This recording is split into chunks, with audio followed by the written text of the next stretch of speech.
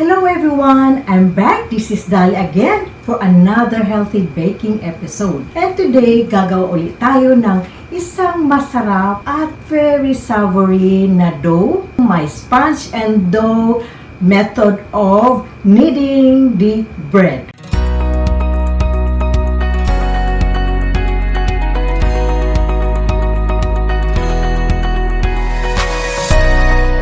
Introduce ko naman ngayon ay isang process ng dough kneading. It is a sponge and dough. Sponge and dough is a bread making method that involves two stages or two steps. Stage 1, it is called sponge, which you have to mix the dough, the yeast, and the water for first stage fermentation for an hour after mixing for like 8 to 10 minutes. And after fermentation, you've got to put it back into the dough kneader and then put or mix the rest of the ingredients. That is called dough method or final mixing step.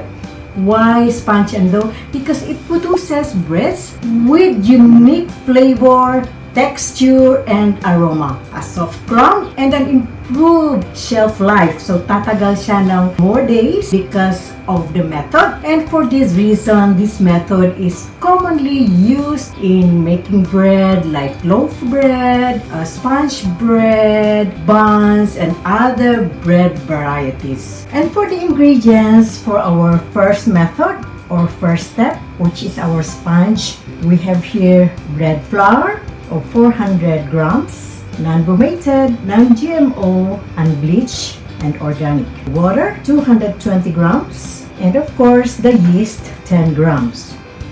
Okay, let's start kneading the first dough under sponge dough method.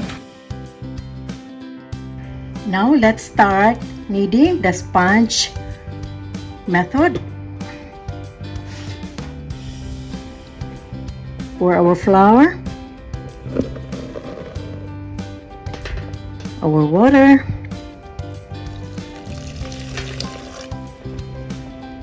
since this is an instant yeast, we don't need to bloom, so pour the yeast. And for kneading the sponge method, we've got to knead this for 8 to 10 minutes under speed number 2. Or until all dry ingredients are well incorporated.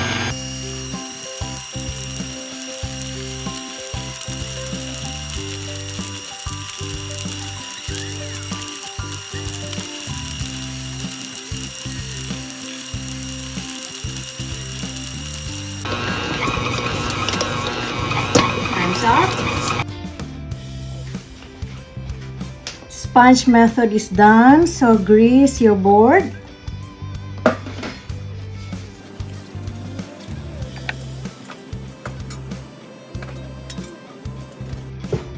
Here is the dough for the first method.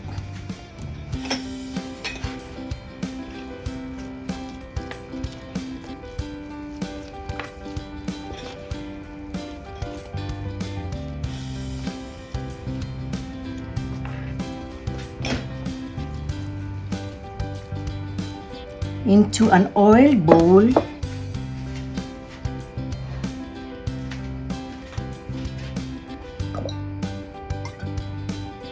ferment this for 45 minutes to an hour or until the dough has been doubled in size.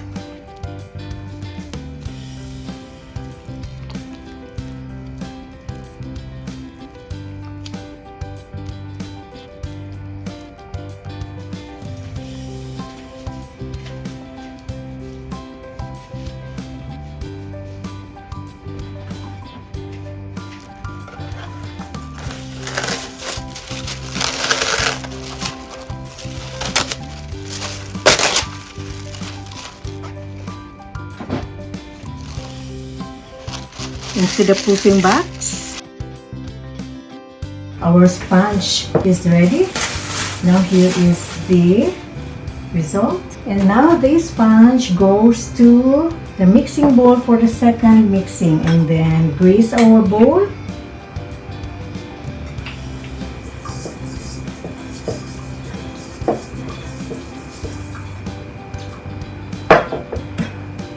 sponge to eliminate the sour odor. Yan, into the bowl. And for the ingredients for the dough are bread flour, 100 grams. And pour this inside the bowl. And sugar, 50 grams. And we have here our salt, 8 grams. Our dough improver, 1 gram. We have our powdered milk, 20 grams. Honey, 25 grams. Water, 45 grams. We have our raisins, 50 grams. Extra virgin coconut oil, 50 grams. Add this later when all these ingredients are well incorporated. Go! Proceed to the second mixing, which is our dough method. Okay? Second method. Turn to speed number 2. Leave this for 8 to 10 minutes or when the dough becomes elastic.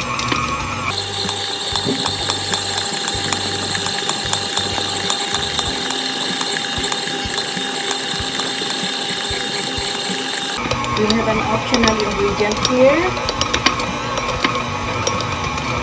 Cinnamon.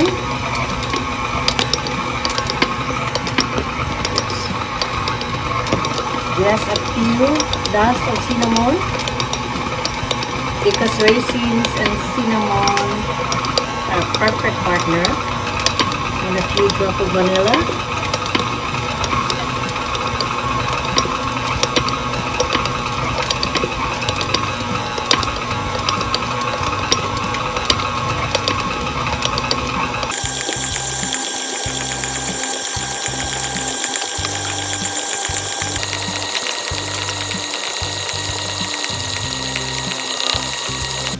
Now let's add the extra virgin coconut oil.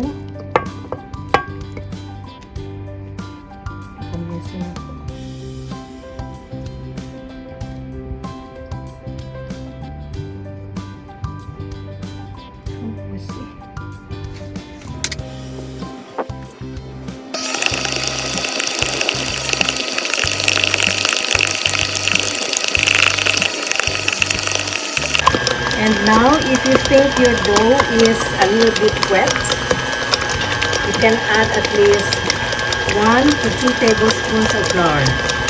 Just don't put a lot.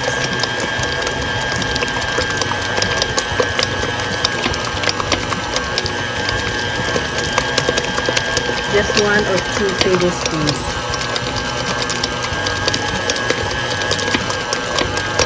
Not a lot.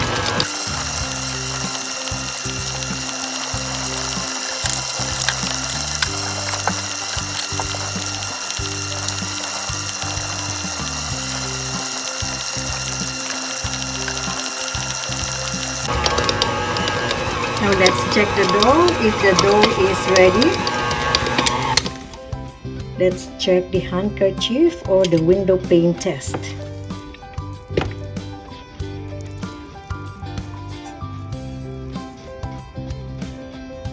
Oh, good. Very good. Now this is ready. So we have to rest our dough for 5 minutes.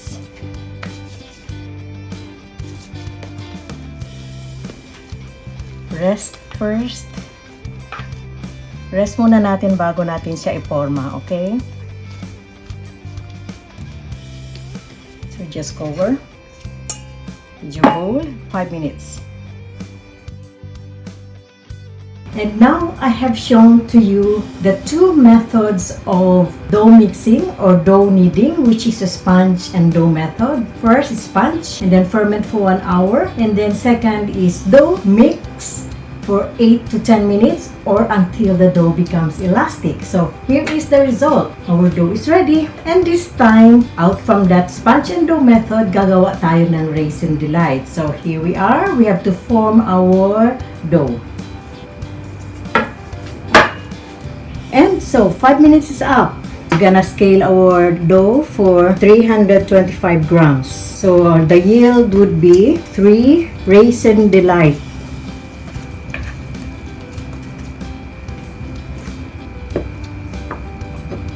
$3.25.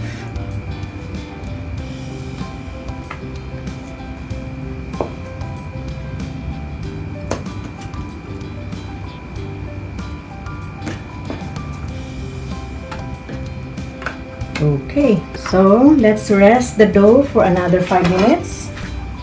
5 minutes resting is over. Then using our rolling pin, gagawa tayo ng Raisin Delight. So this is a 325 grams measurement or scaling of the dough. Rough side up. Flatten our dough.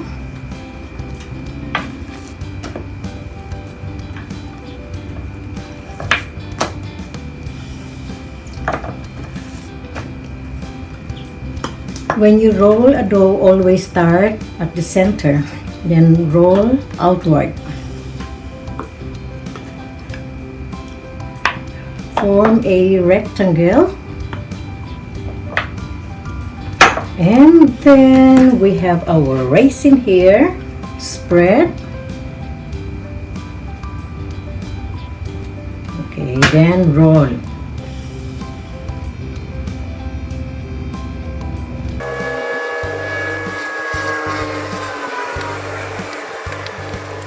I'm using here our SaladMaster cookie sheet, and then I've got to grease our cookie sheet.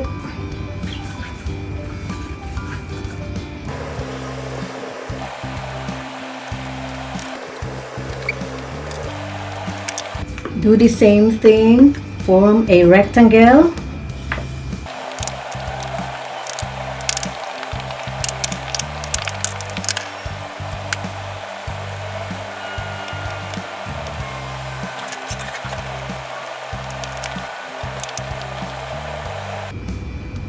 This is called Raisin Delight. Iba din yung cinnamon raisin roll. This is Raisin Delight. Out from our sponge dough method. Rest for 5 minutes. Okay, rest for 5 minutes. Alright, 5 minutes is up.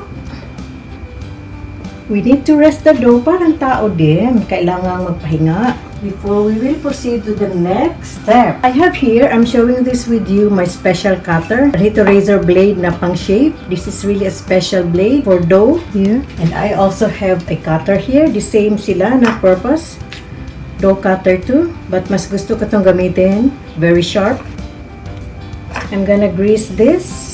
I'm scared to use this. This is very sharp. So, ganun lang. Pour an oil into the cutter. This is sanitized already. Clean and sanitized. Okay, this time, for our Raisin Delight, you've got to cut slant here sa ating dough.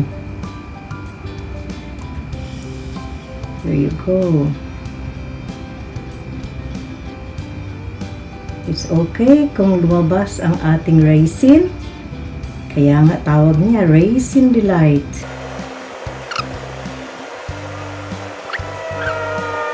Just be very careful because the blade here is very sharp, very thin and very sharp. Then into the proofing box for 30 to 45 minutes.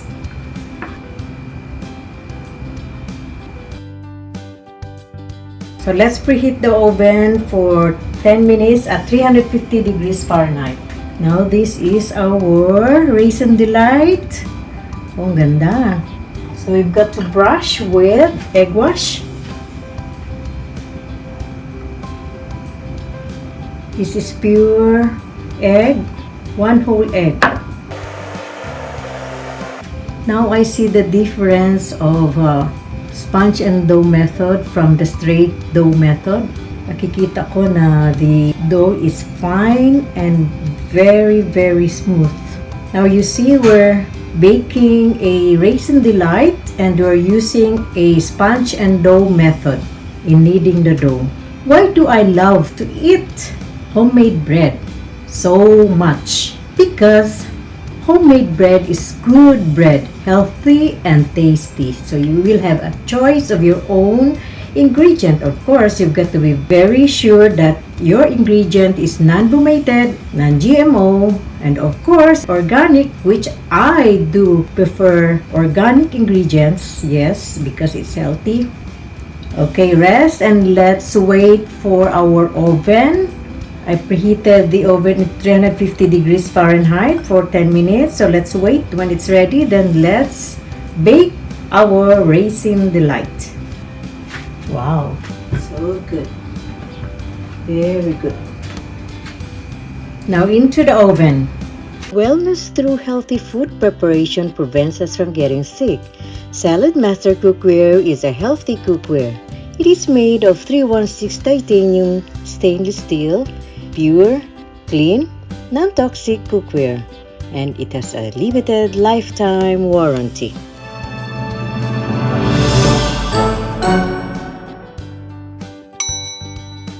And now our bread is ready. Oh wow, it's really very good. Now can you see it? Why do I love to eat homemade bread so much? Because homemade bread is good bread, healthy, and of course tasty. I do adore a freshly baked bread or loaf of bread or buns, just like mine. Look at this. I do adore different kinds of bread. One, direct from the oven with a decent crust. Look at that, Lisa. On the outside, but definitely very soft in the inside. Look at that. Wow!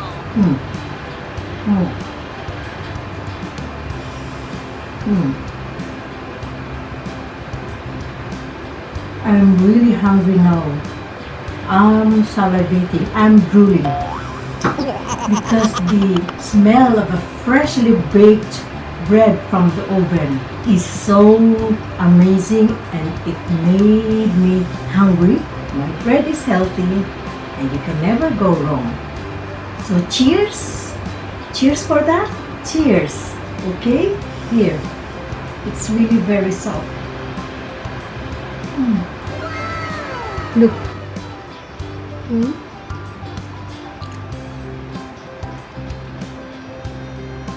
It's crusty outside but very soft in the inside. Look. Now I made you drool. This is really very good. So again, let me recap. I'm baking here a Raisin Delight. There were two methods that I made my dough. It's a sponge and dough. And as I have mentioned earlier, it will have a very good result of a dough, soft, crusty outside, but very soft in the inside. And it has also a longer shelf life. Well, it's actually more work-oriented because it will be extended for an hour or an hour and a half because of two methods. But I won't regret it because it has a very good result of dough, okay? Last tikiman time, and I said cheers to that. Cheers to the success of our sponge and dough method of kneading our bread. So last,